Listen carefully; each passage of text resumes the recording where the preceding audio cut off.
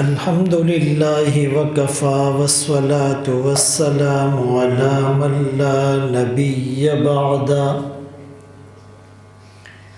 أما بعد فأعوذ بالله من الشيطان الرجيم بسم الله الرحمن الرحيم محمد رسول الله والذين معه أشداء على الكفار رحماء بينهم تراهم ركعا سجدا يبتغون فضلا من الله ورضوانا سيماهم في وجوههم من أثر السجود وقال النبي صلى الله عليه وسلم بعثت لأتمم مكارم الأخلاق أو كما قال عليه الصلاة والسلام صدق الله مولانا العظيم وصدق رسوله النبي الأمي الهاشمي المدني الكريم ونحن على ذلك لمن الشاهدين والشاكرين والحمد لله رب العالمين ثنا کو پتا پتا ہے خدایا دم بدم تیرا زمین و آسماں تیرے یہ موجود و عدم تیرا جو دنیا میں تیرا کھا کر شکوے کرے یا رب تعجب ہے کہ اس پر بھی ہو لطف و کرم تیرا جو تو میرا تو سب میرا فلک میرا زمین میری اور اگر تو نہیں میرا تو کوئی شے نہیں میری۔ واجب الاحترام قابل عزت تکریم و تعظیم بزرگوں بھائیوں دوستوں، آپ کے سامنے قرآن کریم فرقان مجید کی 26ویں پارے کی سورہ فتح کی آیت کریمہ تلاوت کی، اور تاجدار مدینہ سرکار دو عالم محمد مصطفیٰ احمد مجتبیٰ صلی اللہ علیہ وسلم کی حدیث مبارکہ پیش کی۔ ربیع الاول کے مہینے کی مناسبت سے سیرت النبی صلی اللہ علیہ وسلم پر کچھ گزارشات کرنا چاہوں گا۔ سیرت کا لفظ سیر الابل سے نکلا ہے۔ سیر الابل کہتے ہیں اونٹوں کی چال کو۔ پہلے زمانے میں اونٹوں کے قافلے چلا کرتے تھے، اور جو سب سے آگے اونٹ ہوتا اسے راستے کا اور منزل کا پتہ ہوتا تھا، تو وہ جہاں پر قدم رکھتا تو دوسرا اونٹ اس پہلے اونٹ کو فالو کرتا، بالکل اس کے نشانے قدم پر قدم رکھتا تھا۔ اس میں بالکل ایکویلنسی ہوتی تھی، ادھر ادھر قدم نہیں رکھتا تھا۔ یہاں تک کہ اگر 100 اونٹ بھی ایک راستے سے گزرے ہوتے تو آپ کو یوں لگتا کہ ایک اونٹ گزرا ہے، اتنی پرفیکٹ ان کی بیلنسنگ تھی اور ایکویلنسی تھی۔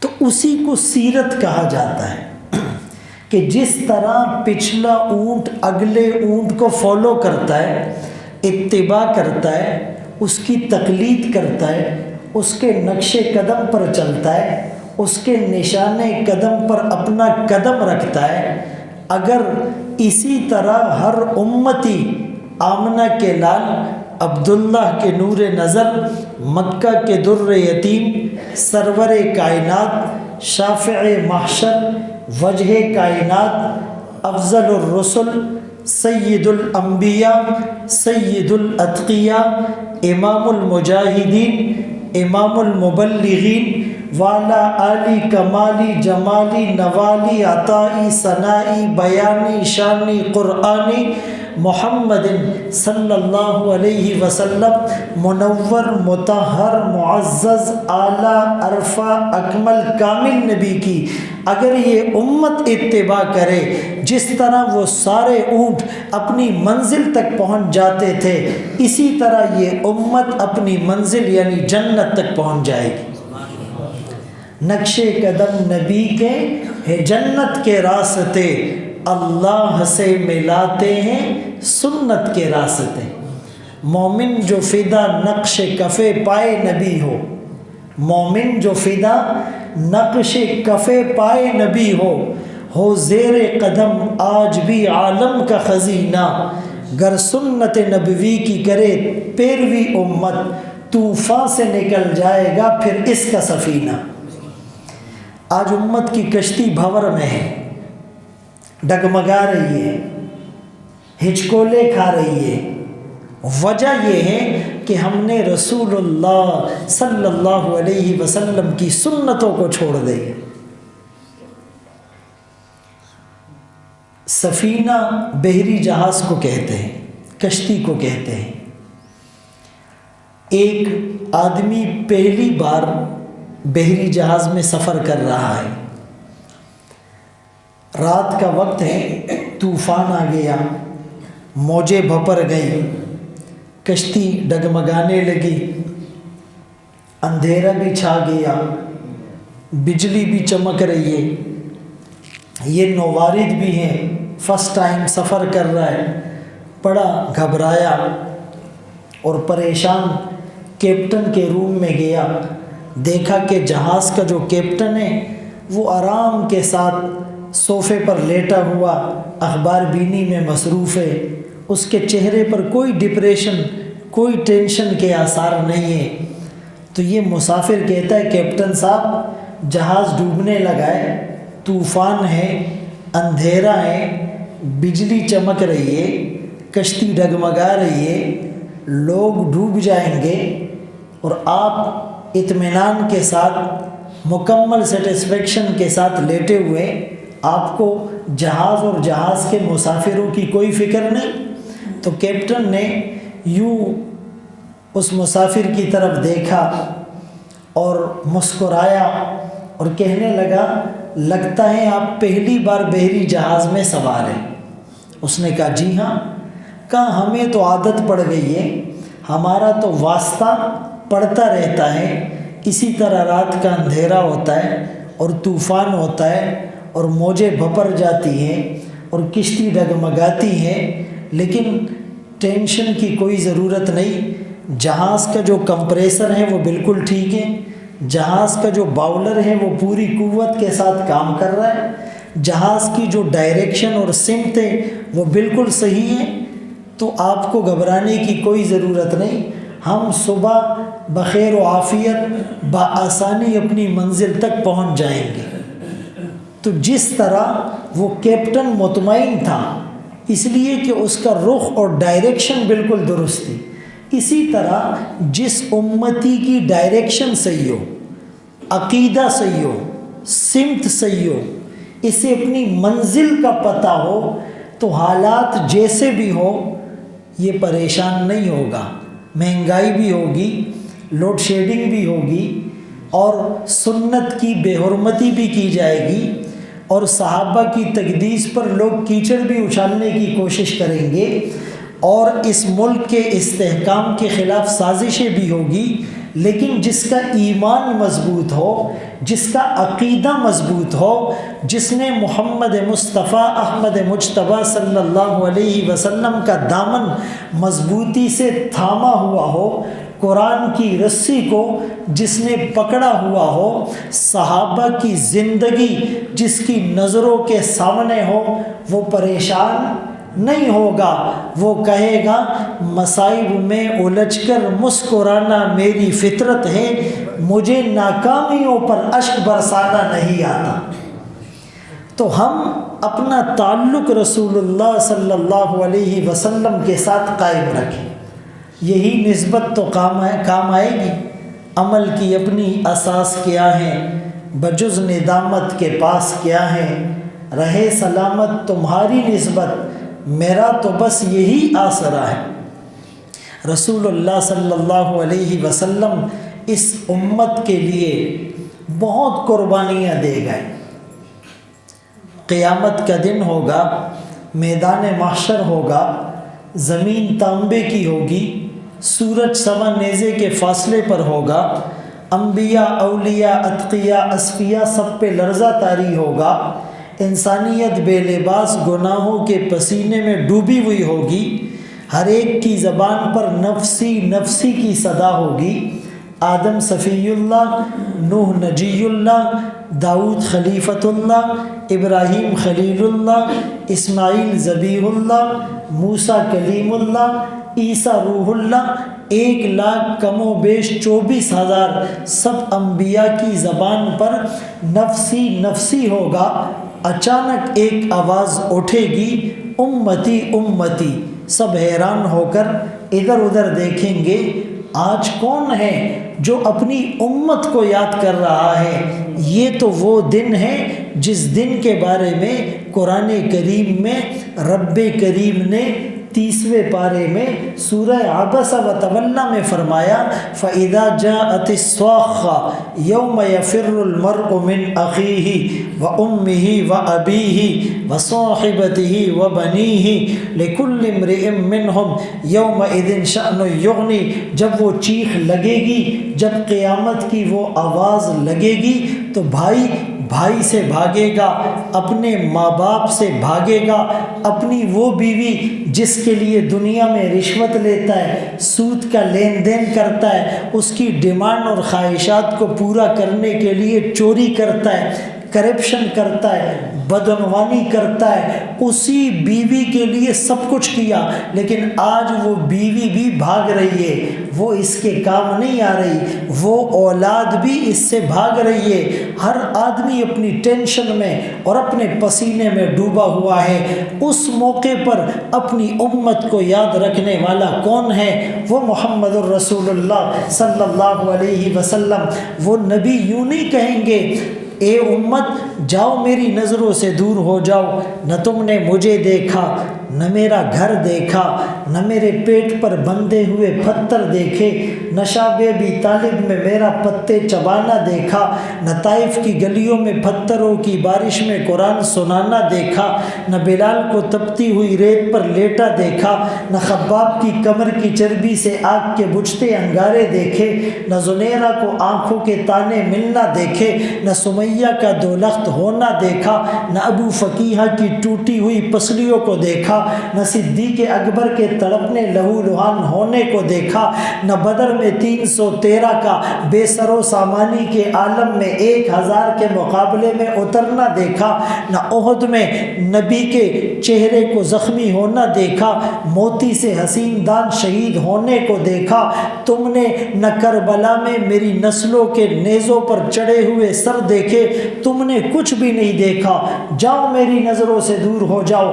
وہ نبی یوں نہیں کہیں گے بلکہ فرمائیں گے جیسے بھی ہیں میرے امتی ہیں، اے اللہ مجھے میری امت کے بارے میں راضی کر۔ اللہ 30ویں پارے میں سورہ والضحیٰ میں فرماتے ہیں، وَلَسَوْفَ يُعْطِيكَ رَبُّكَ فَتَرْضَىٰ، ان قریب آپ کا رب آپ کو اتنا دے گا آپ خوش ہو جائیں گے، فوراً آمنہ کے لال کہیں گے، اذن لا ارضا وواحد من امتی فی النار، میں تو اس وقت تک راضی نہیں ہوں گا جب تک میرا ایک امتی بھی جہنم میں رہے گا۔ میرے دوستوں، میرے نبی اس موقع پر امت کے لیے رو رہے ہیں۔ کون سی امت؟ شراب پینے والا، زنا کرنے والا، قتل کرنے والا، رشوت لینے والا، سود کا لین دین کرنے والا، بدنظری کرنے والا، غیبت سننے والا، جھوٹ بولنے والا، جھوٹی قسمیں کھانے والا، عیب چھپا کر مال بیچنے والا، نمازیں چھوڑنے والا، تلاوت سے روگردانی کرنے والا، اللہ کے ذکر سے غافل رہنے والا، ظلم اور زیادتی کرنے والا، لوگوں کی زمینیں ہتھیانے والا، لوگوں کو اذیت دینے والا، یہ امتی، لیکن اس کے باوجود آمنہ کے لال کہیں گے جیسے بھی ہیں میرے امتی ہیں، ربا میری امت کو جنت میں داخل کر، جب تک میرا ایک امتی بھی جہنم میں رہے گا ہمارے آپ کے آقا بے چین رہیں گے۔ وہ نبی نہ فرش پہ اپنی امت کو بھولے نہ عرش پہ بھولے۔ عرش پہ گئے تو امت کو یاد رکھا یا نہیں؟ نمازوں کا تحفہ لے کر آئے، امت کا غم، اتنا غم کہ رب کریم کو قرآن کریم میں تسلی دینی پڑی، فَلَعَلَّكَ بَاخِعٌ نَفْسَكَ عَلَىٰ آثَارِهِمْ إِن لَّمْ يُؤْمِنُوا بِهَٰذَا الْحَدِيثِ أَسَفًا لَّسْتَ عَلَيْهِمْ بِمُسَيْطِرٍ وَمَا عَلَيْكَ إِلَّا الْبَلَاغُ۔ تسلی دینی پڑی۔ جب عرش پہ گئے تو فرش والوں کے لیے تڑپے، جب فرش پہ رہے تو عرش والے کی ملاقات کے لیے تڑپے۔ وہ نبی فرشی بھی ہیں، وہ نبی عرشی بھی ہیں، اس امت کے لیے اپنا سب کچھ قربان کرنے والا نبی، میں اور آپ ان کو کیا صلہ دے رہے ہیں؟ چھوڑ کے آپ کا دامن رحمت، آقا ہم سے بھول ہوئی، کھو دی اپنی قدر و قیمت، آقا ہم سے بھول ہوئی، دیکھ ہماری آنکھ مچولی، اپنا سینہ اپنی گولی، بھول گئے ہم در سے اخوت، آقا ہم سے بھول ہوئی، بن کے سیم و زر کے بندے، تن کے اجلے من کے گندے، لٹ گئی ہم سے فقر کی دولت، آقا ہم سے بھول ہوئی، اور اب ساری دنیا کے ٹھکرائے ہوئے ہیں، تیری گلی میں آئے ہوئے ہیں، کھول دے اپنا باب رحمت، آقا ہم سے بھول ہوئی، تجھ سے فریاد ہے اے گنبد خضرا والے، کعبے والوں کو ستاتے ہیں کلیسا والے۔ تو ہم اپنے نبی کے احسانات کو یاد رکھیں، ان کی قربانیوں کو یاد رکھیں، آپ کے رونے تڑپنے اور مچلنے کو یاد رکھیں، آپ کے فقر و فاقہ اور مصائب و آلام کو یاد رکھیں۔ فرمایا سب سے زیادہ تکلیفیں انبیاء پر آتی ہیں، پھر ثم الامثل فالامثل، جو نبی کے نہج کے جتنا قریب ہوتا ہے اس پر حالات آتے ہیں، پھر فرمایا سارے انبیاء کی تکالیف سے زیادہ مجھے تکلیفیں دی گئی، کس کی خاطر؟ میرے اور آپ کی خاطر۔ تو ہم کم از کم ربیع الاول کے مہینے میں پکی توبہ کر لیں۔ پروگرامات تو بہت ہوتے ہیں، ربیع الاول میں سیرت کے پروگرام ہوتے ہیں، ہونے چاہیے، شب معراج میں ہوتے ہیں، شب برات میں ہوتے ہیں، شب قدر میں ہوتے ہیں، رمضان میں ہوتے ہیں، ختم قرآن کی محافل ہوتی ہے، شبینہ کی محافل ہوتی ہے، حج اور عمرے کے موقع پر محرم میں پروگرامات ہی پروگرامات، لیکن ان پروگرامات کی ہماری زندگی میں کوئی چھاپ نظر نہیں آتی، نہ چہروں پر داڑھی آئی، نہ سروں پر عمامے آئے، نہ عورتوں نے برقع کیا، نہ لباس سنت کے مطابق زیب تن کیا، نہ گھر سے ٹی وی گیا، نہ ڈرامے اور فلموں سے ہم نے توبہ کی، نہ فحاشی اور عریانیت کے خلاف ہم نے آواز اٹھائی، نہ سود کے لین دین سے ہم باز آئے۔ آنکھیں بدنظری کی مشین ہیں، کان غیبت اور میوزک سننے کے عادی ہیں، زبان جھوٹ بولتے ہوئے نہیں تھک رہی، ہاتھوں سے تکبر کی بو آتی ہے، گردن اکڑ گئی ہے، دل دماغ شیطانی خیالات کی آماج گاہ بنا ہوا ہے، ابو بکر عمر عثمان علی نام رکھ کر شراب پیتے ہیں، زنا کرتے ہیں، قتل کرتے ہیں، رشوت لیتے ہیں، سود کا لین دین کرتے ہیں، فراڈ کرتے ہیں، دھوکہ دیتے ہیں، فاطمہ سمیہ عائشہ جیسے پاکیزہ نام رکھ کر پاکیزہ نام رکھ کر چادر عصمت کو تار تار کرتے ہیں۔ سخت بات ہے لیکن حق بات ہے، ایک نوجوان کو ایک کافر کے ساتھ کھڑا کر دے، سر کے بالوں سے لے کر پاؤں کے ناخن تک ہم فرق نہیں کر سکتے، بال ایک جیسے، چہرہ ایک جیسا، گیٹ اپ ایک جیسا، نمازیں دونوں نہیں پڑھتے، روزہ دونوں نہیں رکھتے، زکوٰۃ کا اہتمام دونوں نہیں کرتے، تبلیغ کے لیے دونوں کے پاس وقت نہیں، جہاد کی بات دونوں نہیں کر سکتے، بد نظری کر رہے ہیں۔ یعنی ایک نوجوان لڑکی کو ایک غیر مسلم لڑکی کے ساتھ آپ کھڑا کر دے، اس کی ساری ڈیلی روٹین کو چیک کرے، اس کے گیٹ اپ کو چیک کرے، کہیں سے فرق معلوم نہیں ہو رہا۔ اب کلمہ تو اندر کی چیز ہے، ظاہر میں کوئی فرق معلوم نہیں ہو رہا۔ اسی لیے اقبال مرحوم نے کہا، شور ہے ہو گئے دنیا سے مسلمان نابود، ہم یہ کہتے ہیں تھے بھی کہیں مسلم موجود، وضع میں تم ہو نصارہ تو تمدن میں ہنود، یہ مسلمان ہیں جنہیں دیکھ کے شرمائے یہود، واعظ قوم کی وہ پختہ خیالی نہ رہی، برق طبعی نہ رہی، شعلہ مقالی نہ رہی، رہ گئی رسم اعضاء روح بلالی نہ رہی، فلسفہ رہ گیا تلقین غزالی نہ رہی، سنی نہ مصر و فلسطین میں وہ اعضاء میں نے دیا تھا جس نے پہاڑوں کو رعشہ سیماب، وہ سجدہ روح زمیں جس سے کانپ جاتی، آج اس سجدے کو ترستے ہیں ممبر و محراب۔ آج نام کا مسلمان رہ گیا ہے، پیدا مسلمان کے گھر میں ہوا، کان میں آذان مسلمانوں والی دی گئی، نام مسلمانوں والا رکھا گیا، مردم شماری کے رجسٹر میں اندراج مسلمانوں کے خانے میں ہوا، رمضان میں روزے بھی رکھ لیتا ہے لیکن اس کا کردار اسلام کے لیے شرمناک ہے۔ آج ہماری ساری محنتوں کا مرکز اور منبع ہمارا جسم ہے، روح پر کوئی محنت نہیں ہو رہی۔ بھائی ہاسپٹل کیوں بنتے ہیں؟ جسم کے لیے۔ اسکول کالج یونیورسٹیز کیوں ہیں؟ جسم کے لیے۔ یہ شیمپو، یہ صابن، یہ آئل، یہ تیل، یہ گندم، یہ چاول، یہ چینی، یہ میڈیسن، یہ کپڑے، یہ شوز، یہ گھڑی، یہ برانڈڈ گلاسز، یہ قیمتی موبائل، یہ انگوٹھیاں، یہ ساری، یہ پارک اور یہ تفریح گاہیں، یہ ٹرین اور یہ جہاز اور یہ کاریں اور یہ موٹر ویز اور یہ ٹرینیں اور یہ واٹس ایپ اور یہ فیس بک اور یہ ٹویٹر، ساری چیزوں کا محور جسم ہے۔ جسم، روح پر کوئی محنت نہیں۔ جس روح نے کیڑوں کی خوراک بننا ہے۔ ہم یہ منع نہیں کرتے کہ آپ دنیاوی اسباب اختیار نہ کریں، لیکن یہ ضرور کہیں گے کہ دنیا کے پیچھے پڑ کر آخرت سے غافل رہنے والا عقل مند نہیں ہے، اسے بے وقوف میں نہیں کہہ رہا۔ رسول اللہ صلی اللہ علیہ وسلم نے فرمایا، الکیس من دان نفسا وعمل لما بعد الموت۔ ہوشیار اور عقل مند وہ ہیں جس نے اپنے نفس کو اپنے قابو میں کیا۔ یہ نفس شریر بچے کی طرح ہے، یہ نفس ضدی اور سرکش گھوڑے کی طرح ہے، اگر اسے لگام نہیں دو گے یہ خواہشات کی دنیا میں بڑھتا ہی چلا جائے گا۔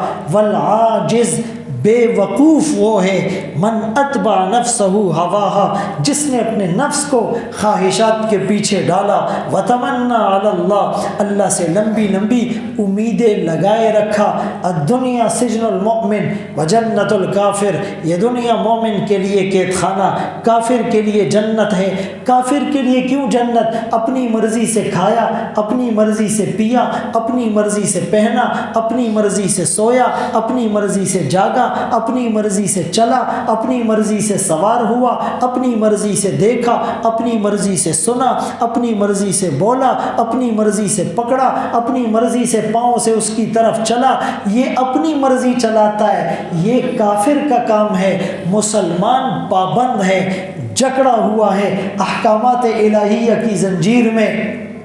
میں بال ویسے رکھوں جیسے رسول اللہ کی سنت، میں داڑھی ویسے رکھوں رسول اللہ کی سنت، میں لباس ویسا پہنوں رسول اللہ کی سنت، میں شادی اس طریقے پر کروں رسول اللہ کی سنت، میں کاروبار اس طریقے پر کروں رسول اللہ کی سنت، میرے سونے کا ٹائم رسول اللہ کی سنت، میرے جاگنے کا وقت رسول اللہ کی سنت، میری صورت، میری سیرت، میرے عادات و اطوار، میری تہذیب اور تمدن، میری ثقافت اور کلچر، میرا اوڑھنا بچھونا، میرا کھانا پینا، میرا سونا جاگنا، میرا چلنا پھرنا، میرے سارے معاملات شریعت کے سانچے میں ڈلے ہوئے ہو، تب میں مسلمان ہوں، تب میں مسلمان ہوں۔ اللہ اکبر کبیرہ۔ فرمایا کہ چمی گویم مسلمانم بلرزم کہ دانم مشکلات لا الارا، جب میں اپنے آپ کو مسلمان کہتا ہوں تو مجھ پہ لرزہ طاری ہو جاتا ہے کہ میں لا الہ الا اللہ کی مشکلات کو سمجھتا ہوں۔ تو ہم کس ڈگر پر چل رہے ہیں؟ ہمارا رخ کدھر ہے؟ ہماری سمت اور ڈائریکشن غلط ہے۔ ہم آخرت کو بھلا بیٹھے ہیں، ہم اللہ کو ناراض کر بیٹھے ہیں، ہم رسول اللہ صلی اللہ علیہ وسلم کو ناراض کر بیٹھے ہیں، ہم قرآن کریم سے انحراف کر بیٹھے ہیں۔ موبائل کا زمانہ ہے، واٹس اپ سب استعمال کرتے ہیں، اس میں اوپر لاسٹ سین لکھا ہوتا ہے کہ آخری بار ہم نے کب چیک کیا۔ تو آپ کسی کا موبائل بھی دیکھ لیں، اس پہ لکھا ہوگا 5 منٹس اگو، 10 منٹس اگو، کہ 5 منٹ پہلے ہم نے واٹس اپ کو چیک کیا۔ بار بار چیک کرتے ہیں، کسی نے ویڈیو تو نہیں بھیجی، فیس بک پہ کسی نے فرینڈ ریکویسٹ تو نہیں بھیجی، ٹویٹر کو دیکھتے ہیں، میل چیک کرتے ہیں، ان باکس میں جا کر میسیجز چیک کرتے ہیں، مس کال الرٹس لگاتے ہیں۔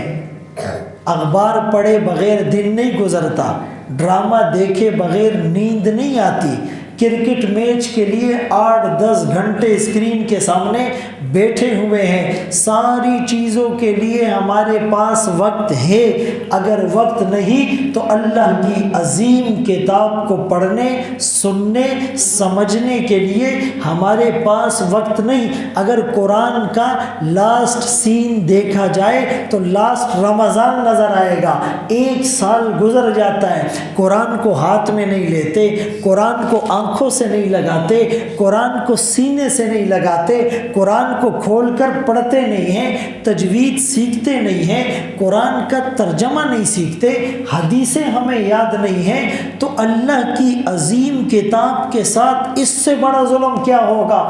ہم کہتے جی لوگوں نے قرآن کی گستاخی کی، فرانس والوں نے رسول اللہ صلی اللہ علیہ وسلم کی شان میں کارٹون امیز خاکے شائع کیے، اللہ انہیں تباہ و برباد کرے، اللہ انہیں نیست و نابود کرے۔ ہم اپنے حکمرانوں سے اور اپنے ملک کے مقتدر حلقوں سے کہتے ہیں کہ ان بدبختوں سے سفارتی بائیکاٹ کیا جائے۔ ہم سب کچھ برداشت کر سکتے ہیں لیکن قرآن کی توہین برداشت نہیں کر سکتے، آمنہ کے لال کی گستاخی برداشت نہیں کر سکتے، صحابہ کی جو شان تقدیس ہے اس پر کیچڑ برداشت نہیں کر سکتے، تو وہ بھی گستاخی کرتے ہیں۔ لیکن کیا یہ گستاخی نہیں کہ ٹی وی روز کھلتا ہے، قرآن نہیں کھلتا؟ لیپ ٹاپ کا چارجر خراب ہو جائے ہم بے چین ہوتے ہیں، ابھی کیا ہوگا؟ موبائل میں تھوڑا سا جس دن ایمرجنسی لگ جائے، کالیں نہیں ہوتی، یہ سب ڈپریشن کا شکار نظر آتے ہیں۔ اللہ کی عظیم کتاب کو آج ہم نے دم درود کے لیے وقف کر دیا ہے، دکان نہیں کھولی تو برکت کے لیے قرآن خوانی کروا دی، رمضان آیا تو قرآن کریم اٹھا لیا، باقی اللہ کی کتاب کو اٹھانے کے لیے ہمارے پاس وقت نہیں۔ یہ قرآن فریاد کرتا ہے، تاقوں میں سجایا جاتا ہوں، آنکھوں سے لگایا جاتا ہوں، دھو دھو کے پلایا جاتا ہوں، تعویذ بنایا جاتا ہوں، جزدان حریر و ریشم کے اور پھول ستارے چاندی کے، پھر عطر کی بارش ہوتی ہے، خوشبو میں بسایا جاتا ہوں، جب قول و قسم لینے کے لیے تکرار کی نوبت آتی ہے، پھر میری ضرورت پڑتی ہے، ہاتھوں میں اٹھایا جاتا ہوں۔ یہ مجھ سے عقیدت کے دعوے قانون قانون پہ راضی غیروں کے ایسے بھی رسوا کرتے ہیں، ایسے بھی ستایا جاتا ہوں، کس بزم میں میرا ذکر نہیں، کس عرس میں میری دھوم نہیں، پھر بھی اکیلا رہتا ہوں، مجھ سا بھی کوئی مظلوم نہیں۔ یہ قرآن یا ہمارے لیے حجت بنے گا یا ہمارے خلاف حجت بنے گا۔ القرآن حجت لک او علیک۔ بھائی کوئی نامور وکیل ہمارے خلاف کیس کی پیروی کرے تو ہمارے پاؤں تلے زمین نکل جاتی ہے کہ اتنا بڑا وکیل میرے مقابل آیا ہے تو اب تو میری خیر نہیں، ہم گھبرا جاتے ہیں۔ تو بھائی اللہ کے رسول جب وکیل عدالت بن کر آئیں گے اور میرے اور آپ کے خلاف گواہی دیں گے، 19واں پارہ ہے، سورہ فرقان ہے، وہ رسول کیا کہیں گے؟ وقال الرسول یا ربی ان قومی اتخذوا هذا القرآن مہجورا۔ اے میرے رب، میری اس قوم نے اس قرآن کو ترک کر دیا تھا، اس کا مذاق اڑایا تھا، اس قرآن کے لیے ان کے پاس وقت نہیں تھا۔ آپ بتائیں، اللہ کا رسول ہمارے خلاف ہو جائے، اللہ کی کتاب ہمارے خلاف ہو جائے، رسول اللہ کے غلام جانثار صحابہ ہمارے خلاف ہو جائے، اکابرین اور اولیاء ہمارے خلاف ہو جائے تو ہماری نجات کی کیا صورت بنے گی؟ کچھ لوگوں کو جب جہنم کی طرف لے جایا جا رہا ہوگا تو آمنہ کے لال کی نظر پڑے گی، کہیں گے یہ تو میرے امتی ہیں، تو کہا جائے گا انک لا تدری ما احدثوا بعدک۔ اے نبی، آپ کو خبر نہیں، آپ کے بعد ان لوگوں نے آپ کے دین کا جنازہ نکالا تھا۔ تو محترم، آج ہم توبہ کر لیں کہ ہم اپنے اللہ اور اس کے رسول کو ناراض نہیں کریں گے۔ میں اکثر یہ مثال دیا کرتا ہوں کہ شادی کا موقع ہوتا ہے تو جو سویپر جھاڑو مارنے آتا ہے اس کو بھی ہم 500 روپے تھما دیتے، بھائی خوشی کا موقع ہے، لو جی عیش کرو۔ دوست کو بھی خوش کر دیا، جس سے ہماری انبن ہے اس سے بھی ہم نے معافی مانگ لی، رشتہ داروں کو بھی جو ہے نا روٹھے وہ کو منا لیا، اچھی بات ہے۔ لیکن سب کو راضی کیا، اللہ کو ناراض کیا، سب کو راضی کیا، اللہ کے رسول کو ناراض کیا۔ شادی کے 3-4 دنوں میں سنتوں کے کتنے جنازے ہمارے گھروں سے نکلتے ہیں۔ یہود اور ہنود کے سارے طریقے ہم اپلائی نہیں کرتے اپنی شادیوں میں، اس کے بعد کہتے جی برکت نہیں ہے، جھگڑے ہوتے، کسی نے کالا جادو کر دیا، نظر لگ گئی، اور کسی نے جو ہے نا منتر کر دیا ہے۔ خود ہم نے اللہ اور اس کے رسول کو ناراض کیا تو سزا تو ملنی ہے۔ جو قرآن سے منہ موڑے گا اس کو 2 سزائیں ملے گی، ایک دنیا میں ایک آخرت میں۔ دنیا کی نقد سزا یہ ہوگی فَإِنَّ لَهُ مَعِيشَةً ضَنْكَ، اس کی معیشت کو تنگ کر دیا جائے گا، اس کی اکانومی ڈسٹرب ہوگی۔ اب معیشت تنگ ہونے کا یہ مطلب نہیں کہ اس کے پاس کھانے کو نہیں ہوگا، کھانے کو بہت کچھ، پینے کو بہت کچھ، پہننے کو بہت کچھ، رہنے کو بہت کچھ، سوار ہونے کو بہت کچھ، بینک بیلنس، پراپرٹی، جائیداد، نوکر چاکر، بیوی بچے، فوج، سب کچھ اس کے پاس ہے، لیکن اس کی زندگی پرسکون نہیں ہے، پرابلم فری لائف نہیں ہے، ٹینشن فری لائف نہیں ہے، ڈپریشن کا شکار ہے، رات کو نیند نہیں آتی ٹیبلٹ کھائے بغیر۔ ایک اسٹیج ایسا آتا ہے ٹیبلٹ بھی کام چھوڑ دیتی، پھر اس کو نیند نہیں آتی۔ کیوں؟ اس نے اللہ کو ناراض کیا ہے، اس نے قرآن سے منہ موڑا ہے، اعراض کیا ہے، روگردانی کی ہے۔ تو میرے محترم دوستوں، بھائیوں، بزرگوں، ہم سب کی دنیا اور آخرت کی کامیابی کا مدار رسول اللہ صلی اللہ علیہ وسلم کی سنت کی اتباع میں ہے، سنت کی فرما برداری میں ہے، تابع داری میں ہے۔ انشاءاللہ اگر سنت کے مطابق ہم زندگی گزاریں گے تو ہماری زندگی بہت ہی خوشحال اور آسودہ حال اور مطمئن زندگی ہوگی، اور اگر سنت سے انحراف ہوگا تو پھر ہم گلہ حکمرانوں سے کریں گے، گلہ ہم دشمنوں سے کریں گے، لیکن یہ ہمارے اعمال کا نتیجہ ہوگا، ہمارے اعمال کی نحوست ہوگی۔ فرمایا کہ جو فجر کی نماز چھوڑ دے، فجر کی نماز تو فرمایا شیطان اس کے کان میں پیشاب کرتا ہے۔ اب ایک آدمی کو 30 سال ہو گئے فجر کی نماز نہیں پڑھ رہا، یہ بھی نہیں پڑھتا، بیوی بھی نہیں پڑھتی، بچے بھی نہیں پڑھتے، اب سب کے کان میں شیطان پیشاب کرتا ہے، اس گھر میں برکت آئے گی؟ اچھا ہماری فلائٹ ہو، آنکھ کھلتی ہے یا نہیں؟ نیند آتی نہیں ہے، فلائٹ مس نہ ہو جائے؟ دنیا کی فکر ہے۔ ہمارے سامنے کوئی ٹرے میں 100 ٹافیاں رکھیں اور کہیں ایک میں زہر ہے، ایک میں زہر ہے، 99 میں نہیں ہے، آپ اس میں سے 10 کھا لیں گے؟ 10 تو کیا کوئی ایک بھی نہیں کھائے گا، اس ڈر سے وہ کہے گا to be on the safe side, احتیاط کیجئے، ہو سکتا ہے جو ایک میں اٹھاؤں اسی میں زہر ہو۔ دنیا کے بارے میں ہمیں اتنی فکر ہے، فلائٹ ہو تو آنکھ کھل جاتی ہے، کہیں سفر پہ جانا ہو تو آنکھ کھل جاتی ہے، فنکشن میں جو ہے نا ساری رات نہیں سوتے، لیکن اللہ کی محبت میں جاگنا مشکل ہے۔ گاؤں دیہاتوں میں جو لوگ اپنی زمینوں کو پانی دیتے ہیں ان کا نمبر ہوتا ہے، سردی کے موسم میں جس کا 3 بجے نمبر ہو نا اٹھ کے جا رہا ہے، جس کی نائٹ ڈیوٹی ہو وہ اٹھ کے جا رہا ہے، جو گارڈ یا واچ مین ہے وہ جاگ رہا ہے، سب کے لیے، لیکن اللہ کی محبت میں اٹھنا ہمارے لیے مشکل ہے۔